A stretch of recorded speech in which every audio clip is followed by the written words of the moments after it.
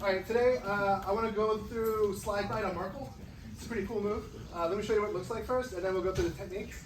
All right, so go ahead and collar tie. You can have that one, that's fine. Go back to where you were. You collar tie on this side, other side, that's the wrong side of the tie. All right, so he's gonna go collar tie to over tie to slide by to Merkle. Right on. Let me show you another time what it looks like. If he collar ties me,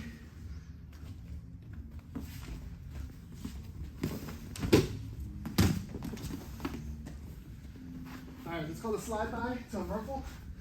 All right, so let's go through some of the concepts. We'll do the slide by first. So if we're wrestling with each other and he collar ties me with his trail hand, this is the correct side to collar tie with.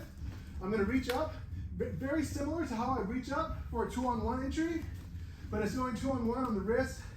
I'm gonna reach up on his bicep, and then I'm gonna go over tie or collar tie. I'm gonna reach over tie on top of his tie, right? And then I'm gonna do a 2-step, step, step. It's also the look away and it gets in front. So I'm sliding his by and we're going hip to hip.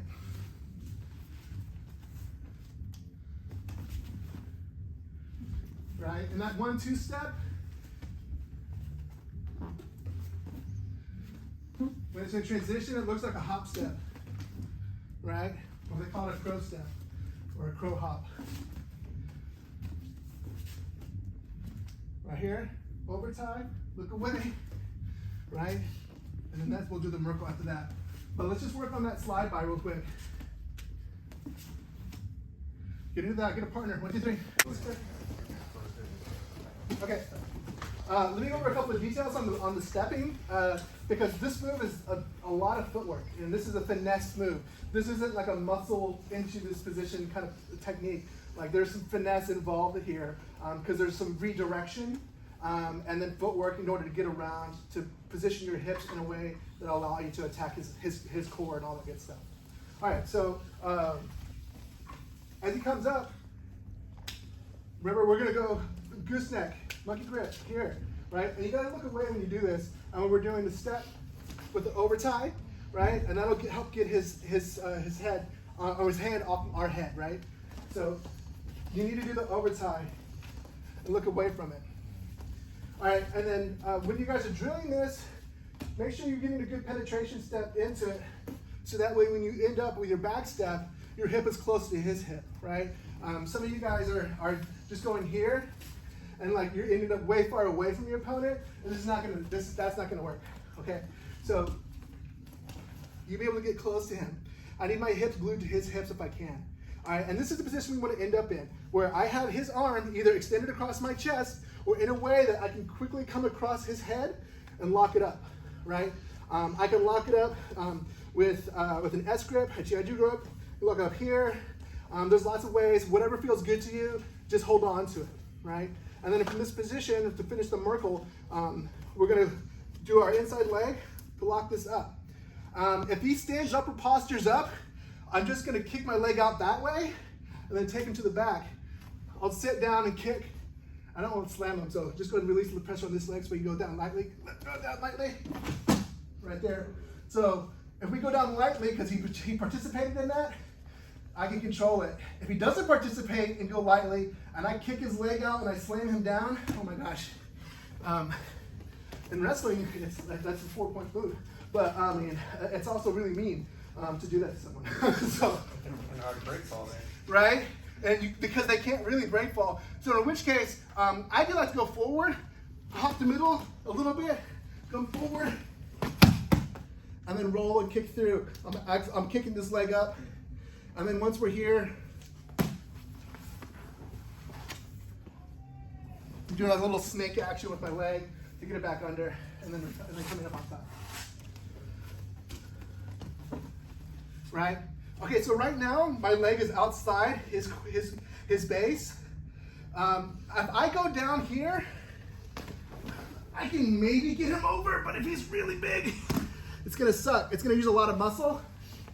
So instead of using a lot of muscle to get into this, right, I'm gonna put, so it's so effective. But as soon as I put my base inside the middle of his base, and then I come down, I'm able to redirect the weight as we're coming down. Instead of coming down to one side and then turning him, I'm redirecting him with momentum, and I'm able to come here. And then I'm active toes, ballerina toes, thread the needle, come up.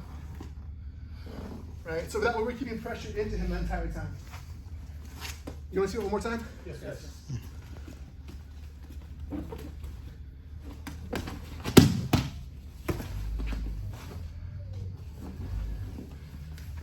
want to try it?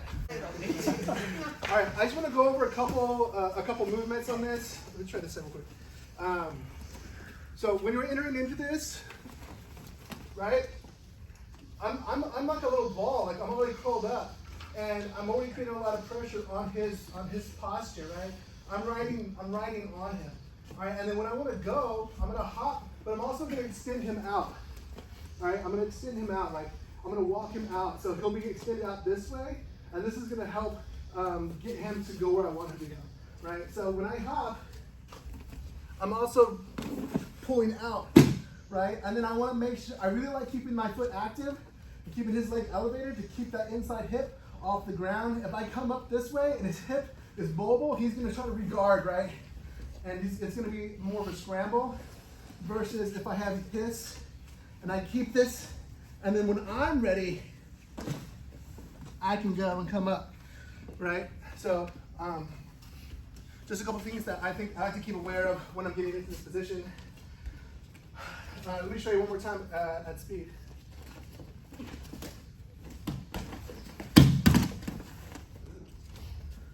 One more time.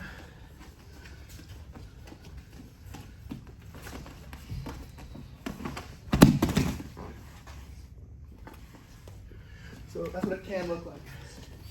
All right, let's roll. 1, 2, 3.